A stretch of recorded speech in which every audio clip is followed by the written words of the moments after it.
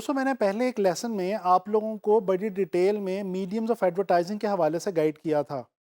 मैंने आप लोगों को ये बताया था कि बीइंग ग्राफिक डिज़ाइनर्स जब हम काम करते हैं तो हमें किसी न किसी मीडियम के ऊपर डिपेंड करना पड़ता है। और ऐसा क्यों है? ऐसा इसलिए है कि जब हम कोई डिज़ाइन बना रहे होते हैं तो बेसिकली उसका मकसद कोई ना कोई मैसेज कम्युनिकेट करना होता है। और वो मैसेज कम्युनिकेट करने के लिए हमें किसी न किसी मीडियम को चूज़ करना ही होता है। देखिए, अगर आप एक पोस्टर डिज़ाइन करेंगे तो डेफ़िनेटली उसने कहीं न कहीं प्रिंट होना है और प्रिंट होके लोगों तक पहुँचना है।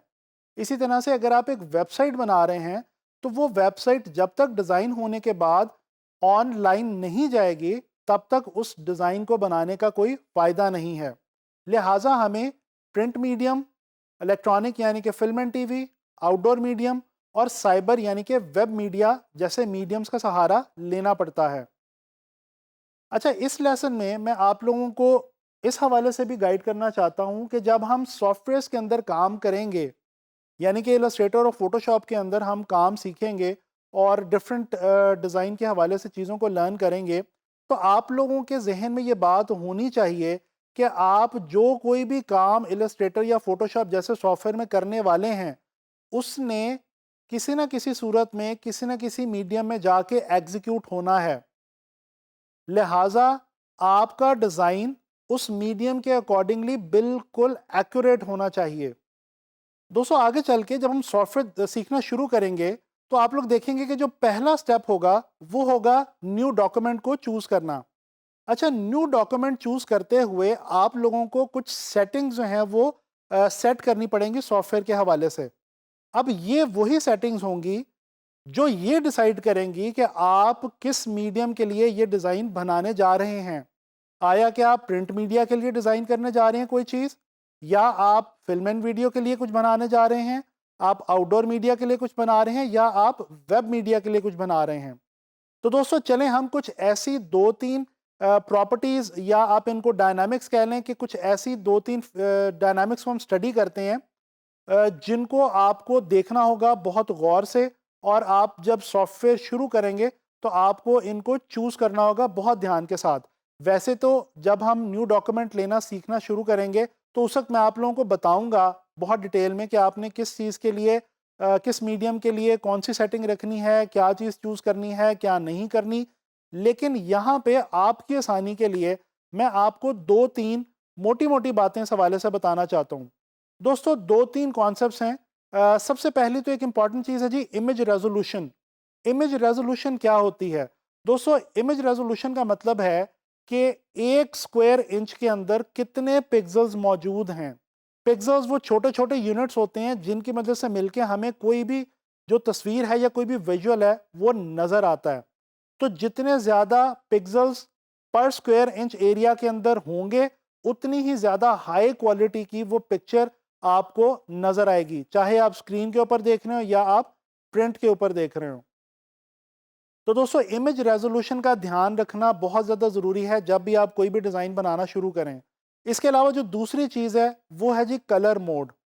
दोस्तों, बेसिकली 2 किस्म के कलर मोड्स होते हैं। एक होते हैं वो आरजीबी, और दूसरा है सीएमवाईके।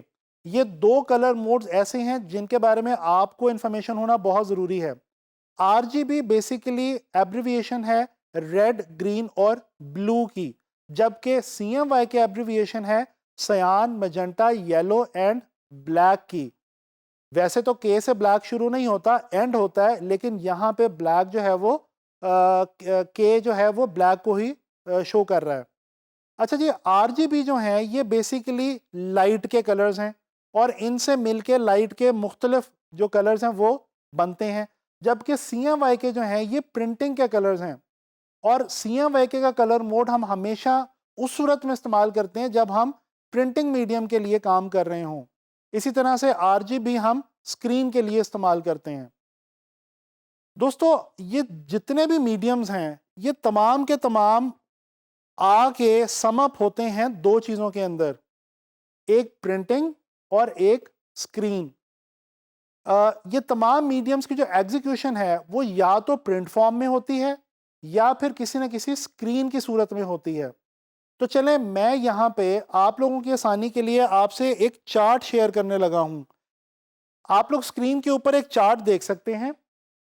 इस चार्ट के अंदर ऊपर कुछ कॉलम्स बने हुए हैं जिनमें लिखा हुआ आपको नजर आ रहा है print, outdoor, film and video और साइबर या इंटरनेट।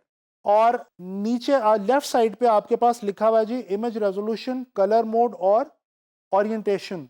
इस चार्ट को आप समझ लें और ध्यान में रखें तो मैं आपको श्योरिटी दे सकता हूं कि कभी भी आप अपने मीडियम के हवाले से डिज़ाइन बनाते हुए कोई गलती नहीं करेंगे और आपके डिज़ाइन की एग्जीक्यूशन कभी भी डिस्टर्ब नहीं होगी।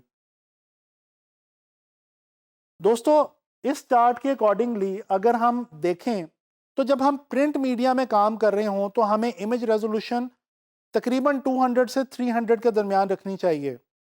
जब हम आउटडोर मीडियम के लिए काम कर रहे हो तो हमारी रेजोल्यूशन 300 से 400 या 600 तक अंदाजन जा सकती है। अच्छा, फिल्म एंड वीडियो की जो रेजोल्यूशन होती है वो बेसिकली उसके जो रिकॉर्डिंग फॉर्मेट होता है उसके हवाले से होती है।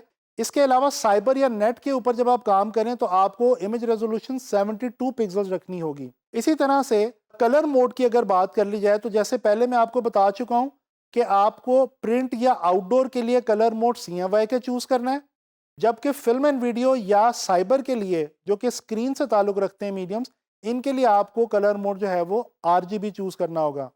इसी तरह से आखिरी चीज ओरिएंटेशन है।